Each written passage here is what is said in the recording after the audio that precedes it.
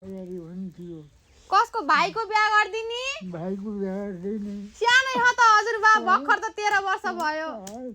13 वर्षभन्दा 10 वर्ष अगाडि बिहा गरेका हुन्छन्। 13-14 वर्षका साना हुन्छन् त्यत्रो तनेरी। यस्तो यो खाएको थाल नदुनीलाई कसले छोरी दिन्छ? यो खाएको थाल नदुनीलाई कसले छोरी दिन्छ?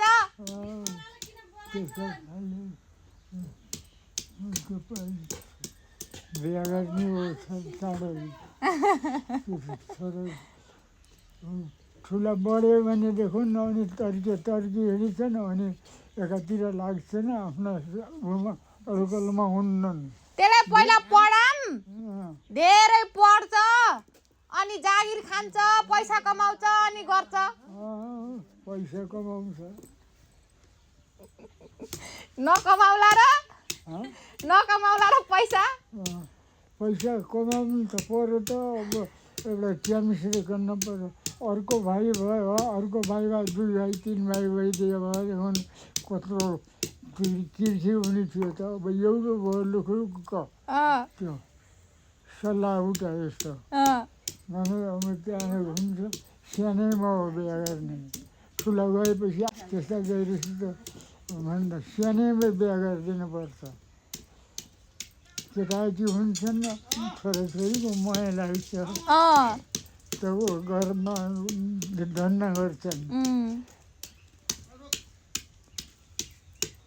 गर्दिमला अलि 1-2 वर्षपछि अलि पढ्छ, अलि जान्ने भयो भने अनि गर्दिमला। पढ्नु जहिले बुढो पनि जहिले पढाए पनि पढिरहेछन् त।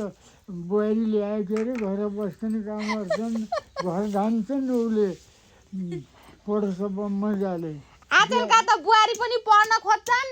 बिहा गरेपछि बुहारीले नि पढ्छ भने पढ्छन्, आफूलाई धन आफैले कमाउँछन्। आफैले कमाउँछन्। आफूले त आफ्नो जिउ पाल्ने काम गरेर भइगयो नि। हो त नि।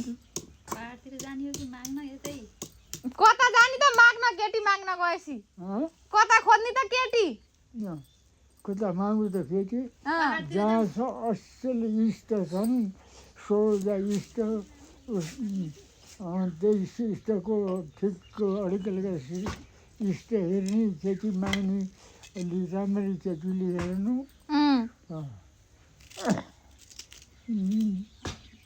जेठामा त्यसो भने अब तिमीहरूले सबै चिनिया हुन्छौ, हामीले के चिनिसक्छौँ? अब 13-42 पनि मान्छे चिनिसक्दैन अब। नै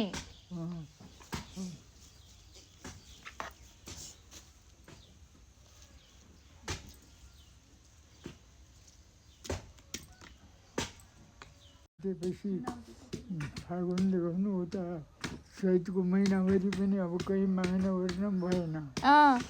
त्यो वैशाखको महिनादेखिबाट जुड पनि आछ। बिहा गर्ने हो, केटी पनि खोज्ने हो, बिहा पनि गर्ने हो। गरमला रुनु भयो हजुरबा कठै परै।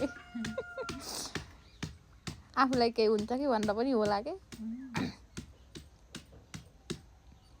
गरमला तपाईँलाई केही हुन्न अझै। तपाईँ सन्चै हुनुहुन्छ? तपाईँलाई केही हुन्न गरमला त? केही भर छैन। केही हुन्न। मेरो त भर छैन हेर। केही हुन्न।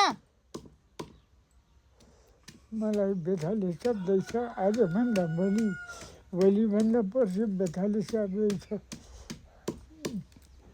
मेरो भरोसा छैन। केही हुन्न।